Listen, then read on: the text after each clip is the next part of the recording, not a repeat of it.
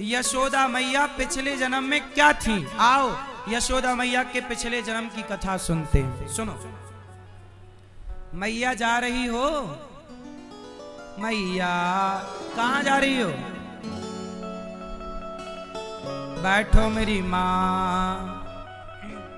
सुनो, यशोदा माता ने कौन सा पुण्य किया? परीक्षित ने सवाल किया।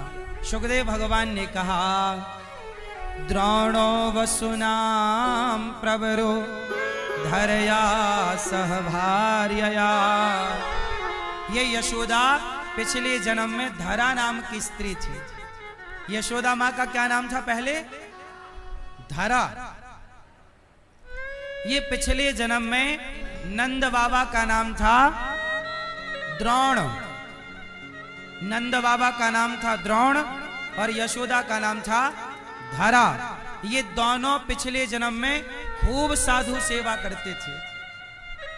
कोई साधु आ जाए, ब्राह्मण आ जाए, भूखा आ जाए, जरूरतमंद आए, यशोदा मैया इतनी गरीब थी पिछले जन्म में।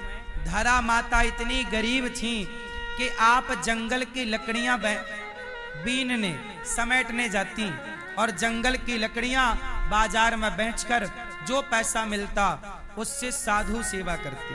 साधु संतों को रोटी साग खवाती, खीर पूड़ी खवाती, जो उनकी क्षमता थी खवाएं। एक दिन की बात है कि ये सेवा करते करते वर्षों बीत गए। वर्षों यशोदा मैया क्या करती? साधु सेवा करती और प्रभु का गुणगान करती। इनके कोई संतान नहीं थी। देखो, जिनके संतान नहीं है वो लोग भी इस कथा को थोड़ा ध्यान पूर्वक सुनेंगे। माता धरा के कोई संतान नहीं थी और वो साधु सेवा बड़ी करती और भगवान से कुछ चाहती भी नहीं थी। वो केवल प्रभु का कीर्तन करना, श्रीमन नारायण का ध्यान करना और साधु का भोजन की सेवा करना। करते करते माता धरा बहुत समय गुजार चुकी। एक दिन इनके साथ एक घटना घट गई। क्या? इन्होंने भोजन बनाया, संतों को भोजन पवाया और संतों ने भोजन किया और भोजन करके साधु चले गए। जब साधु चले गए तो माता यशोदा ने साधु संतों का बचा प्रसाद ग्रहण किया। दोनों पति पत्नी द्रोण और धरा खाए और खाने के बाद मैया बर्तन धुलकर थोड़ा विश्राम कर रही थी। दोपहर का समय था, थोड़ा विश्राम कर रही थी। तभी दरवाजे में कुछ साधु आ गए।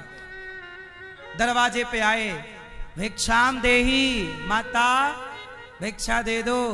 माता ने दरवाजा खोला। साधु जी आओ।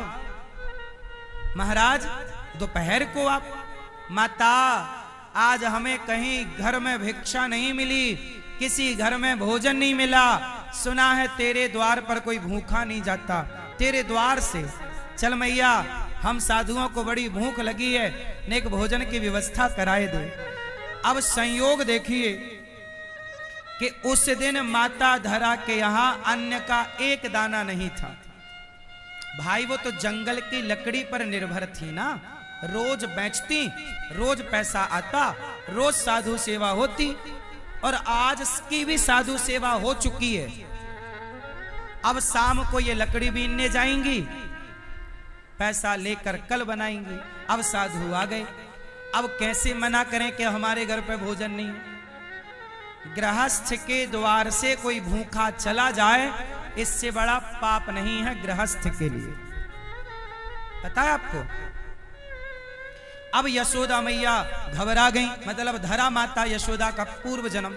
यह धरा मां घबराई, क्या करें? पर महाराज आओ, संतों को बिठाया, कहा महाराज आप थोड़ा स्नान करो, मैं आपके भोजन का प्रबंध करती हूं। माता धरा तुरंत बाजार में गई। बाजार दोपहर के समय बंद थी। जैसे तैसे बाजार में किसी सेठ साहूकार के पास गई। भैया भैया, हमारे द्वार पर साधु आए हैं, नेक भोजन की व्यवस्था करनी है, आप हमें कुछ पैसे उधार दे दो, थोड़े पैसे उधार दे दो। अब कोई उधार देने को तैयार नहीं। बोला कि तुम्हारे पास पैसा थोड़ी है कि तुम चुकाओगी। आजकल उधार भी उसे मिलता है जो चुका पाए। धरा बोली कि मैं चुका दूंगी आपका जंगल की लकड़ी बेचकर, नहीं कुछ गिरवी रखो। माता बोली गिरवी रखने का होता तो सब ना रख देती, नहीं सबने मना कर दिया। एक सेठ जी मिल गए, कहा कि हम, माता धरा ने कहा मेरे द्वार पे कुछ साधु आए हैं, भोजन कराना है, थोड़ी व्यवस्था कर दो। सेठ जी बोले हम पैसे तो देंगे, तुम्हें जितना चाहिए ले लो, पर बदले में क्या? माता धरा से बोला कि तुम बहुत सुंदर हो, यदि तुम हमें मिल जाओ तो हम तुम्हें बहुत सारा पैसा दे देंगे। माता धरा बोली मिल जाओ का मतलब क्या है?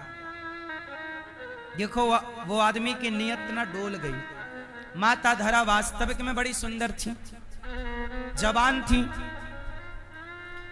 बोला कि तुम मिल जाओ तो पैसे ले लो। माता धरा बोली तुम मिल जाओ से मतलब क्या, क्या चाहते हो?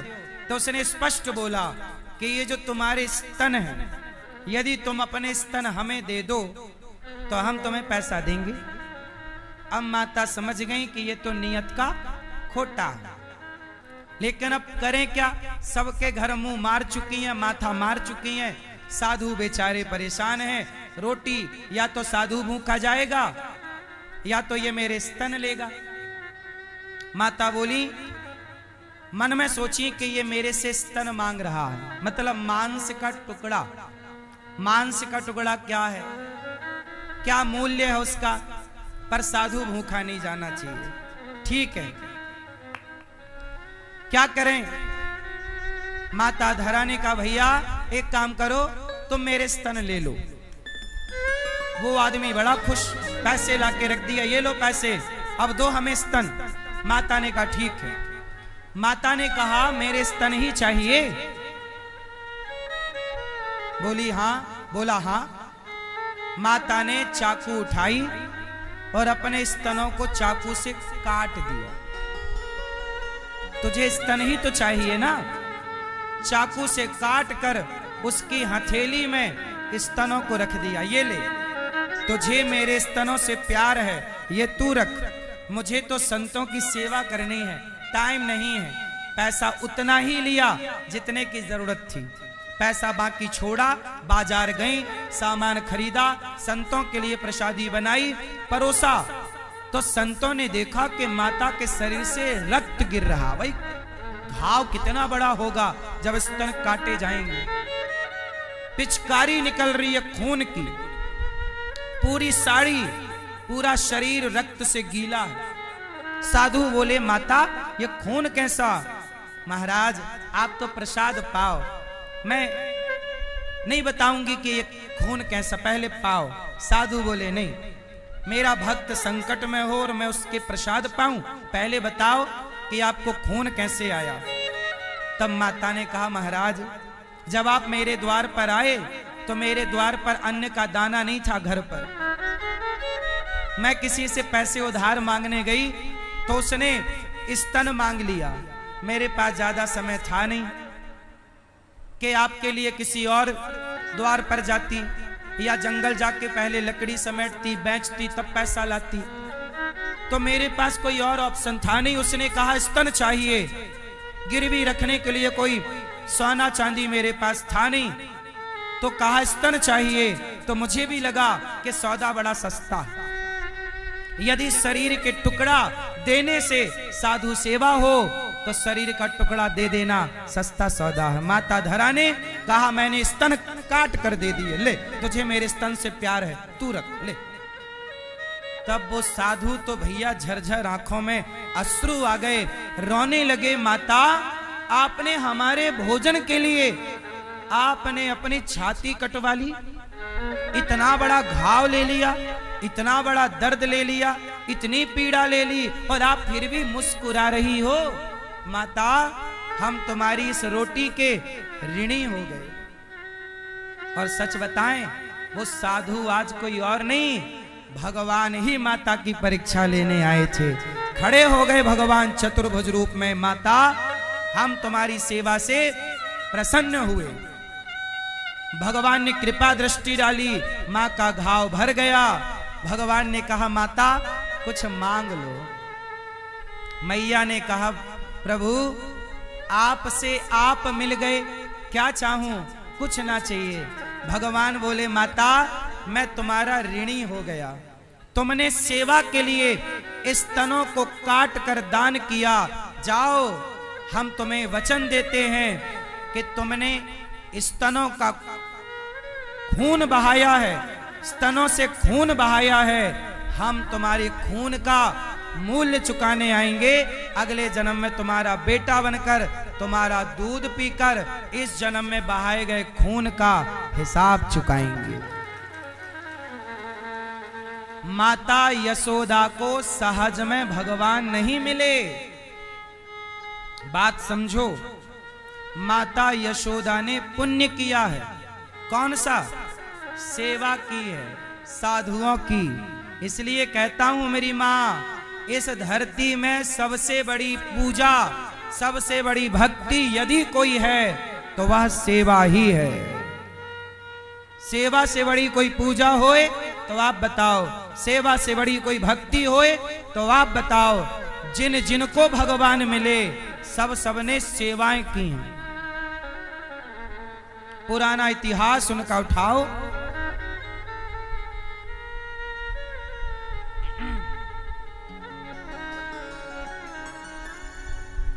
सबका इतिहास उठाओ, चेक करो। माता यशोदा ने अन्नदान किया, साधु सेवा की। जब मैंने, ये दास अनिरुद्ध ने, जब मैंने पहली बार अपने गुरुजी से ये कथा सुनी, माता यशोदा की ये वाली पूर्व जन्म की, जब मैंने पहली बार ये कथा सुनी, जब मैं पढ़ता था, मेरे गुरुजी ने सुनाई, तब मुझे लगा कि सेवा के बल पर यदि यशोदा धरा माता को कृष्ण मिले हैं तो सेवा के बल पर ही हमें भी भगवान मिलेंगे। मैंने संकल्प लिया भक्तों कि मैं बड़ा होकर सेवा ही करूंगा और कुछ नहीं करूंगा। इसलिए गौरी गोपाल में ये दास अनिरुद्ध केवल सेवा करता है, केवल सेवा। हजारों साधु रोज भोजन पाते हैं गौरी गोपाल में। अन्नदान से बड़ा कोई दान नहीं है गृहस्थों का। और आपके आशीर्वाद से ये दास अनिरुद्ध भी गृहस्थ है। हम गृहस्थ में रहकर ही सेवा करते हैं। गौरी गोपाल में मधुकरी मांगने हजारों संत रोज आते हैं। आप लोगों से प्रार्थना करता हूं कि एक दिन की सेवा आप सब ब्रजवासियन के नाम की रोटी गौरी गोपाल में बटेगी तो मैं भी आपको टुकड़ा पाए के अपने आप को कृतार्थ मानूंगा। मैं भी आपके टुकड़ा पाए के कृतार्थ है जाऊंगा। तो आप भी दास अनिरुद्ध को कृतार्थ करो और आप भी एक दिन की सेवा गौरी गोपाल में माताओं को भोजन की या साधुओं को भोजन की या भक्तन के भोजन की। गौरी गोपाल में भोजन ही भोजन बढ़ता है। 1,00,000 रोटियां रोज बनती हैं गौरी गोपाल में। कितनी रोटियां? 1,00,000 रोटी रोज। आज भी 1,00,000 रोटी बनी होगी। 1,00,000 मतलब लमसम 1,00,000, कभी 1,00,000 से कुछ 10-5 हजार कम, तो कभी 1,000, 2,000, 5,000 ज्यादा। भक्तों के आने पर निर्भर है कितने लोग आएंगे। जितने आओ, कोई भूखा ना जाए। 5,000 आओ, 10,000 आओ, 50,000 लोग आओ, सबको पेट भर भोजन गौरी गोपाल में। ये सब सेवा कर सकूं इसलिए दास अनिरुद्ध दिन रात मेहनत करता है। भगवान की कृपा है कि मुझे लगता है मैं एक दिन मर जाऊंगा। क्या लेकर जाऊंगा? क्या लेके गए मेरे बाप दादे और क्या लेकर मैं जाऊंगा? मुझे लगता सेवा कर लो, कमा लो। हमारे संत जन एक कथा सुनाते हैं पीपा देव जी की। पीपा जी महाराज हुए हैं, वो राजा थे, सब छोड़कर संत के पास गए, बोले मैं साधु बनूंगा। तो रामानंदाचार्य जी ने कहा चलो तुम्हें साधु नहीं बनना, मैंने मंत्र दे दिया, जाप करो, जाओ, तुम राजा हो, तुम्हें साधु बनने की जरूरत नहीं, तुम जाओ, तुम अपने क्षेत्र में अन्य क्षेत्र चलाओ, कोई भूखा ना जाए, सबका पेट भरो, यही तुम्हारी भक्ति है सबसे बड़ी, जाओ। कोई भूखा ना जाए, यही भक्ति है तुम्हारी। तो दास अनिरुद्ध की भक्ति यही कि गौरी गोपाल से कोई भूखा, और ये यशोदा माँ से मैंने सीखा। अब वही यशोदा माँ, अच्छा एक बात बताएं, जो पुण्य आप करते हो ना, उसके ऋणी कौन होते हैं? भगवान। भगवान क्या बोले? मैया साधु सेवा तुमने की, धरा माता ने साधु सेवा की, और ऋणी कौन हो गया? भगवान। और भगवान बोले कि मैं ऋण चुकाऊंगा, तुम भला करो, तुम कर्म अच्छे करो। भगवान ऋणी होंगे तुम्हारे अच्छे कर्मों के, और फल का, तुम्हारे अच्छे कर्मों का फल भगवान देंगे, ना कि वो व्यक्ति। अब साधु सेवा के बल पर धराबाद में यशोदा भई, द्रोणबाद में नंद बाबा भये, और जगत के पालनहार मैया को दूध पी करके तृप्त हो रहे हैं। बोली यशोदा मैया की।